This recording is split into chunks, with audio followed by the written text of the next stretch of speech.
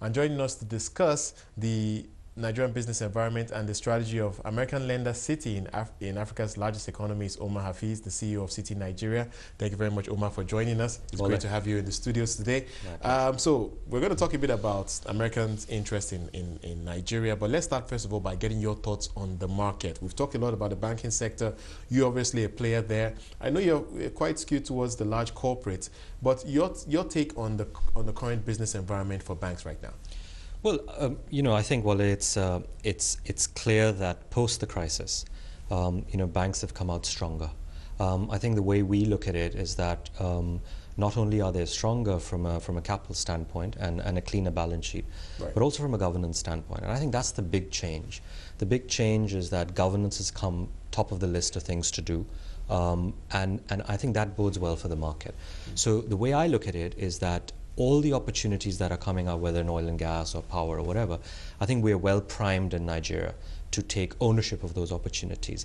And as I look out, I see several of the banks going out trying to raise capital, I think preempting the opportunities that will come down the road. But let's focus on Citi right now and how you're playing this market. I mentioned earlier, traditionally everyone has said Citi is very focused on the institutions, the large corporates, and I imagine that is still the case. But is that still a good place to be? Because many people talk about the margins in that space.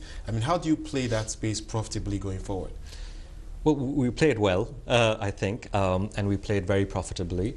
I think that the opportunity is constantly shifting. So it's not as if you can look at a market and say, oh, it's getting exhausted.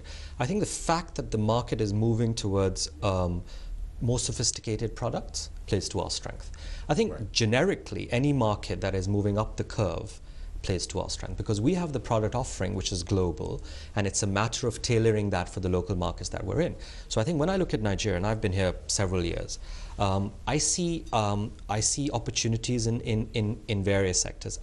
Obviously, oil and gas is a big part of what we want to do in the country and what we already do in the country.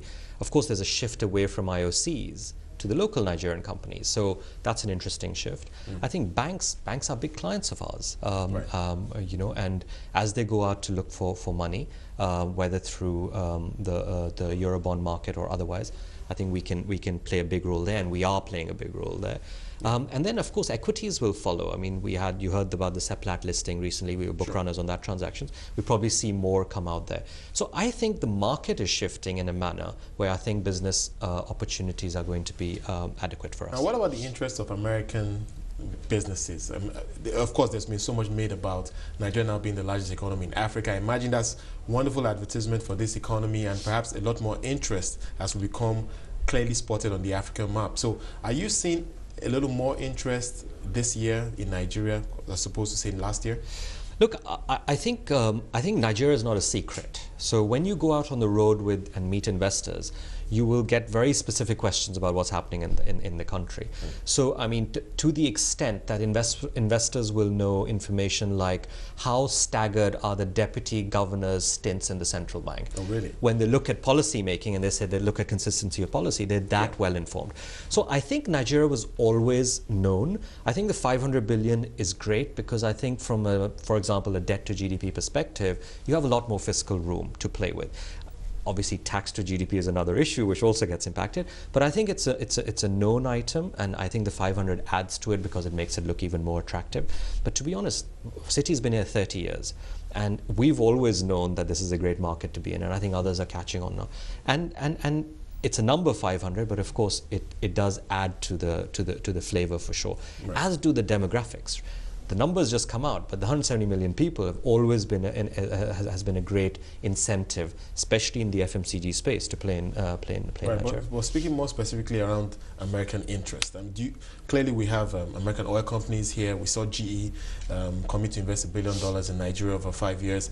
Are you expecting to see those type of announcements becoming a little more common going forward, given the size of the economy, given the issues you've just talked about, the demographics, the interest that many investors are showing there? Yes, well, absolutely. We are in a position where we intermediate that information, right? So we see the information coming in from all over, not just the US, but everywhere, and the US as well, and we know who's showing interest in the market. So I would expect that to continue, even from, not only from a pure portfolio flow and FDI perspective, but I'm actually seeing a lot of M&A opportunities in the market where investors are looking to make a longer term play in Nigeria. Right. I would expect this news to continue, and of course there are challenges in all markets, but irrespective of the challenges, I think Nigeria is going to remain very attractive for investors. I was speaking to the head of Sub-Saharan Africa for Citi while I was at the World Economic Forum, and he made it clear that Citi's strategy is not likely to change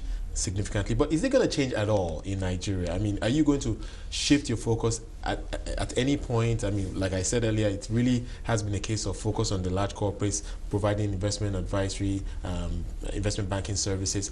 Are you moving anywhere closer to the SME space, for instance, that we're seeing a lot more Nigerian banks being focused on now? Look, our strategy needs to be dynamic. So what was valid 10 years ago is not valid today. So as we look forward, clearly Citibank in Nigeria, we've been here 30 years, Nigeria is clearly a focus country for Citibank. So therefore, status quo cannot remain. But status quo changing doesn't mean we suddenly enter several markets that we don't have a core competence in. Right. Anything we do will be aligned to our core competence. And therefore, the opportunity space I see is really the shifting of the market. Not necessarily new markets, but the shifting of the market. So as we said, the local players in the oil and gas industry, the service providers to that industry, I don't think they're really SME, but there are some names there that are supplying to these companies. Right. So that kind of shift in our strategy will remain. We will also look at a couple of new businesses in Nigeria for sure, and you will hear about that sooner than anybody else will. We'll make sure. But yes, there's going to be a little bit of a movement. But I think as the market becomes conducive to a retail space, I wouldn't say it's not on the cards. All I would say is that we're watching that space, and when we think it's right, I think we already have the product offering to bring it in. Right. We need to talk, of course, about security. It's a big issue in Nigeria these days. And how is that impacting how you view this market? Many people argue that the problem is really isolated to the north. Some suggest that it could possibly come this way to the south. Your take on that point? Well, I think having been here for 30 years positions us very well, so we can communicate. If we were just landing here off a plane from somewhere in the developed world, I think one would be concerned, right? I think having been here and have that knowledge on the ground is very, very important, and then we can convince people that things are what they are. Look, I don't think we can ignore the challenges. I think we need to know what's going on. We need to know where it's limited. But I tell you, I was in Gombe a couple of weeks ago, so I must which is in the north. Which is in the north, because we're looking to finance one of the plants over there. So I think it has to be measured. I don't think we need to exaggerate the issue, but I think that it's clear that that any escalation away from where it is would have consequences. All right.